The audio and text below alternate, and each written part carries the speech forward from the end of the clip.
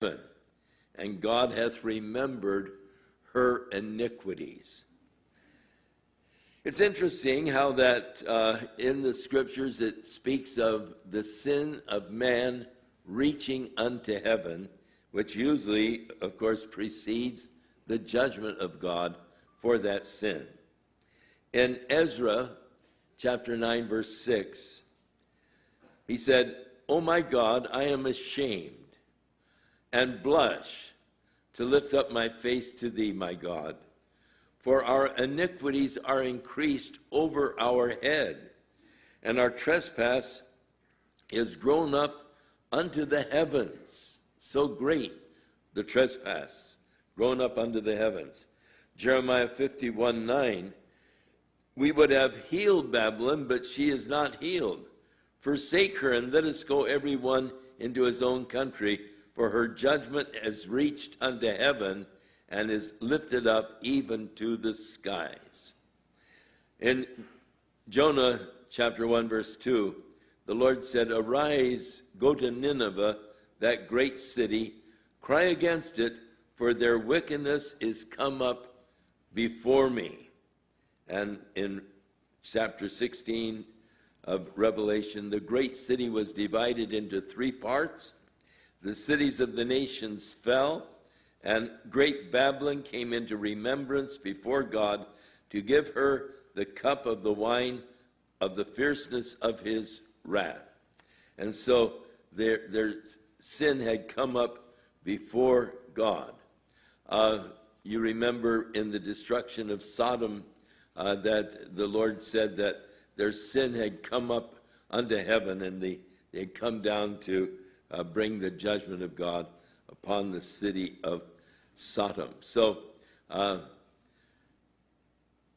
the sins have reached unto heaven. God has remembered her iniquities. And so the cry is, reward her, or recompense her, even as she has rewarded you, and double unto her, according to her works in the cup which she hath filled, fill it to her double. So God's judgment, God's wrath to be poured out, and in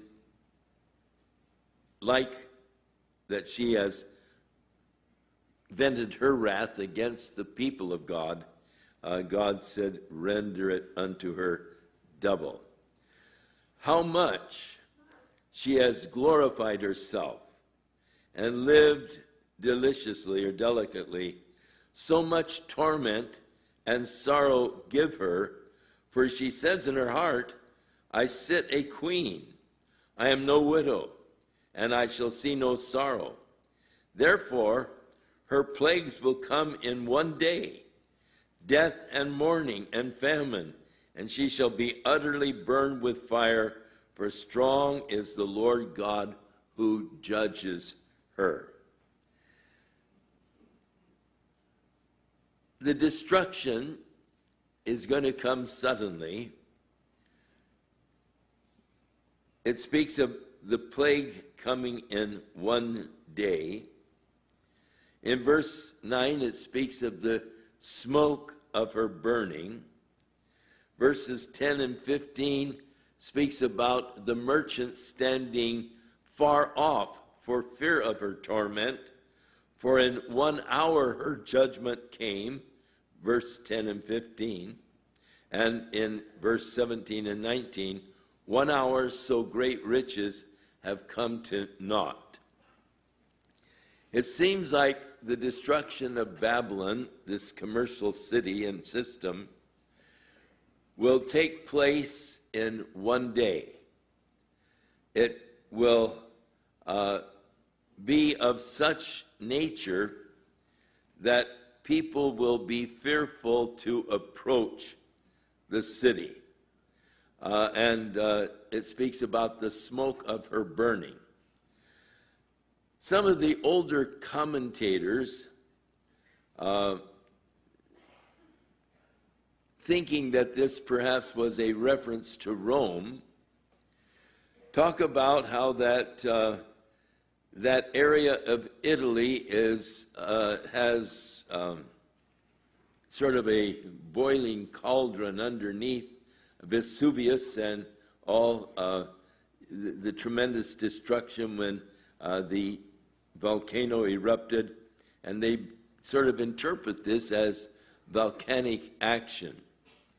But as I read it, and knowing of the weapons that are available today, atomic weapons, surely this sounds like it could be the result of a destruction by atomic weapons. As you read it in verse 8, her plagues will come in one day, death and mourning and famine, and she shall be utterly burned with fire, for strong is the Lord God who judges her. The kings of the earth who have committed fornication and have lived deliciously with her, they will bewail her and lament for her when they shall see the smoke of her burning. And they will stand afar off for the fear of her torment, saying, Alas, alas, the great city Babylon, that mighty city, for in 1 hour the judgment has come. And so if it were by atomic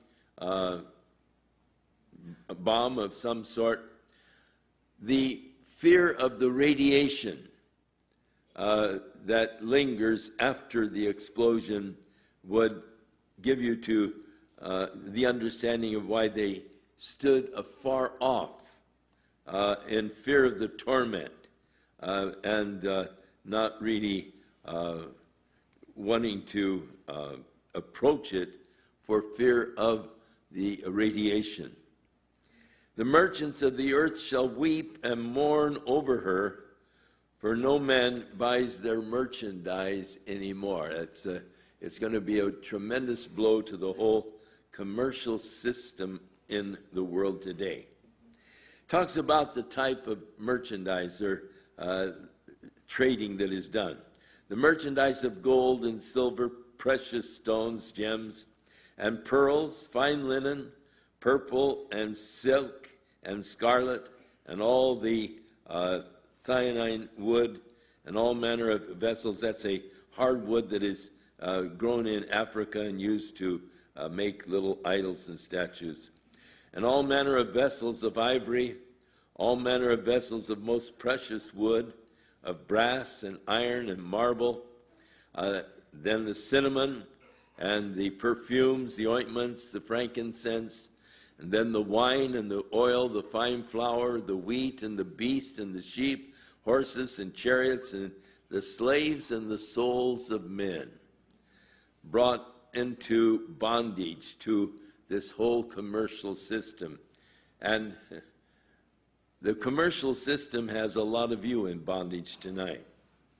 Those little credit cards that you have, you're having a hard time making the payments. It has sort of enslaved you, and they keep raising the interest rates, and you find yourself sort of stuck because you're just trying to make it, and the interest is eating it up, and you're not really making any progress in trying to reduce the debt. And people have become slaves, really, to this commercial system. It's interesting. We don't really want to deny ourselves. So we go out on the limb on credit, and we purchase things, and we sign the contracts and so forth. But how many people today are overburdened with their debt that they are facing today? And so it's one of those things.